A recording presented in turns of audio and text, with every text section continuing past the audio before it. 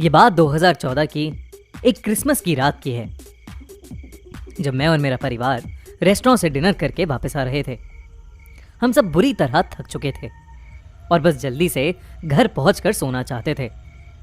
पर मेरी छोटी बहन अभी भी बहुत एक्साइटेड थी और वो बार बार टॉय खरीदने की जिद कर रही थी। पापा ने एक गैस स्टेशन के पास गाड़ी रोकी और मेरी बहन को लेकर टॉय दिलवाने ले गए।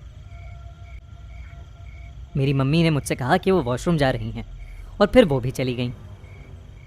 गाड़ी में मैं अकेला बैठा था और हेडफोन लगा के गाने सुन रहा था। मैं गाने सुनते हुए सबका वेट ही कर रहा था कि मेरी नज़र एक दूर खड़े आदमी पर गई। अंधेरा होने की वजह से मैं उसका फेस तो नहीं देख पा रहा था, पर उसके हाथ में कुछ लंबी सी रॉड जैसी परछाई जरूर नजर आ रही थी। मैं उसकी तरफ ध्यान से देखने लगा ताकि मुझे उसकी शक्ल क्लियरली नजर आ सके।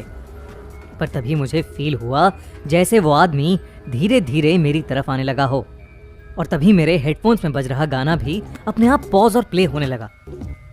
मैंने अपने फ़ोन से हेडफोन्स को डिस्कनेक्ट करने की कोशिश की, पर वो भी डिस्कनेक्ट नहीं हो रहा था, बल्कि मेरे कान में ज़ोर ज़ोर से एक बीप बजने लगी। मैंने जल्दी से अपने हेडफोन्स को उतार के साइड में फेंका और अपने कान मलने लगा।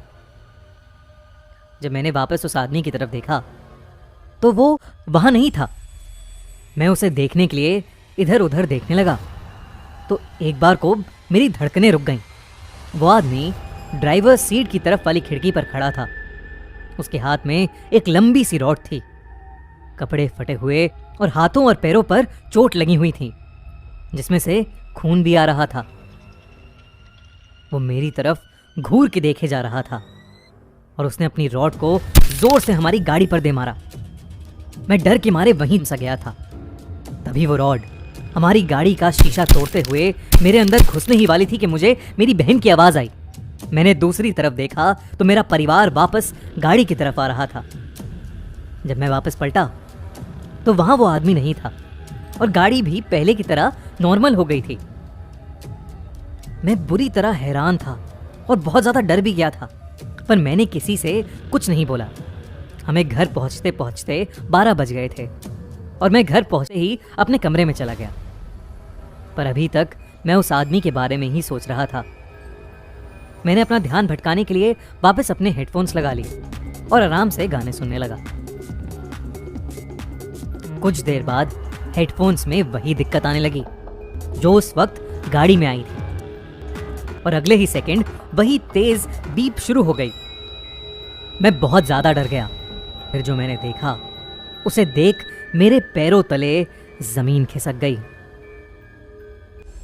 वही आदमी सामने मेरी खिड़की पर खड़ा मुझे घूरता हुआ स्माइल कर रहा था। वो बार बार अपनी रॉड से मेरे कमरे की खिड़की पर नॉक करे जा रहा था।